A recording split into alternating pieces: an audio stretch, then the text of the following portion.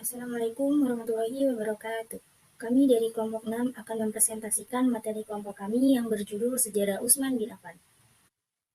Baik, di sini saya akan memperkenalkan diri. Perkenalkan, nama saya Ardelia Nurul. Di sini saya sebagai moderator sekaligus pemateri pertama, dan di sini saya bersama teman saya Muhammad Galis sebagai pemateri kedua. Untuk mempersingkat waktunya, langsung saja kita mulai pemaparan materi yang akan disampaikan oleh saya sendiri selaku pemateri pertama. Materi yang pertama, sejarah singkat Utsman. Nama lengkap Utsman adalah Utsman bin Affan bin Abu al-Ash bin Umayyah bin Abdul Asam bin Abdul al-Manaf bin Qushay. Lahir pada tahun kelima dari kelahiran Rasulullah. Tapi ada juga yang mengatakan dia lahir pada tahun ke-6 sesudah tahun gajah.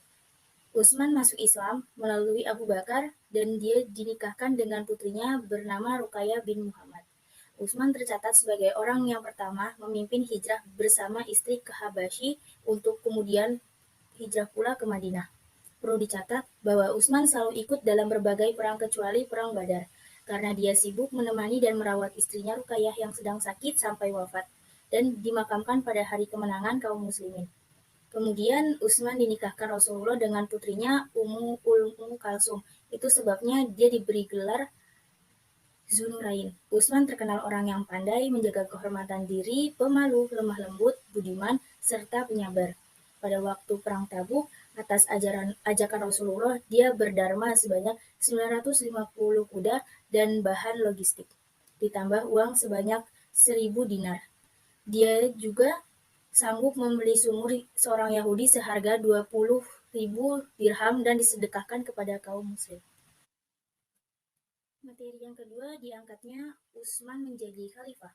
Para sahabat terkemuka meminta Umar agar menetapkan penggantinya sebagai khalifah bila mana Umar meninggal dunia.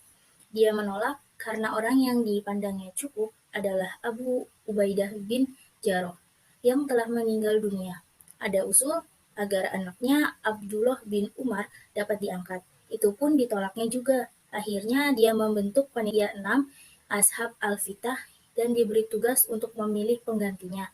Mereka itu adalah Utsman bin Affan, Ali bin Abi Thalib, Thalhah bin Ubaidillah, Zubair bin Awam, Abdurrahman bin Auf, dan Sa'ad bin Abi Waqqas. Mereka bersidang sesudah Umar wafat. Dalam sidang itu mulai tampak persaingan antara Bani Hashim dengan Bani Umayyah.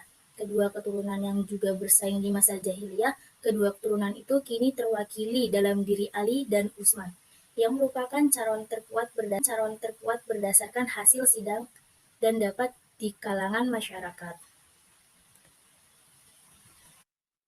Abdurrahman sebagai ketua sidang menetapkan Utsman sebagai khalifah ketiga dalam usia 70 tahun setelah 4 hari Umar wafat dengan 3 pertimbangan. Yang pertama, dari segi senioritas, bila Ali diangkat menjadi khalifah, tidak ada lagi kesempatan buat Utsman sesudahnya. Kedua, masyarakat telah jenuh dengan pola pemikiran Umar yang selalu serba disiplin dan keras. Bila Ali diangkat akan terulang seperti itu. Yang ketiga, menarik jabatan khalifah dari Ali sebagai warga Nabi jauh lebih sulit dibanding dengan Utsman. Ali bin Abi Thalib dengan pendukungnya turut memberi baiat mereka kepada Utsman.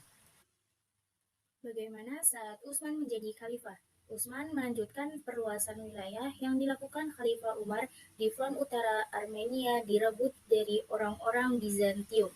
Demikian juga Pulau Cyprus, Pulau Rhodes di front timur, Tabaristan, Khurasan, dan bagian yang tersisa dari Persia.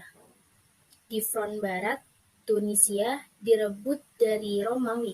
Sampai di sini ekspansi pertama dalam Islam berhenti karena disibukkan menghadapi pergolakan dalam negeri pada masa pemerintahan Ali. Kebijakan Utsman. 1. Pemerintahan. Yang pertama, dia mengangkat kaum kerabatnya pada jabatan-jabatan tinggi negara atau yang dikenal dengan politik nepotisme, yaitu sebagai gubernur dan sekretaris negara. Yang kedua, membubarkan Dewan Pengelola Baitul Mal yang dulu dibentuk pada masa Khalifah Umar dan dijabat oleh Abdullah bin Arqam. Yang ketiga, tanah-tanah rampasan perang atau ditinggalkan pemiliknya pada waktu perluasan wilayah di masa Khalifah Umar dulu dijadikan milik negara. tanah itu diolah oleh rakyat dan negara memperoleh bagian dari hasil tanah tersebut. Kebijakan Utsman yang kedua yaitu pembukuan Al-Quran. Di masa pemerintahan Utsman bin Affan, muncul perbedaan pembacaan ayat-ayat Al-Quran di kalangan umat Islam. Hal ini terjadi karena Rasulullah Shallallahu Alaihi Wasallam memberi kelonggaran kepada kabilah-kabilah Arab untuk membaca Al-Quran menurut dialek mereka masing-masing. Sampai pada masa Khalifah Utsman membaca Al-Quran menurut dialek masing-masing kabilah sudah sangat banyak variasi atau berbagai dialek. Utsman bin Affan terbunuh. Kecewa dengan segala penolakan yang mereka terima baik dari Ali, Tolha, Zubair dan Utsman sendiri, maka para pemberontak mengepung rumah Utsman selama 40 hari. Dalam pada itu, salah seorang di antara mereka terkena panah yang datang dari kediaman khalifah.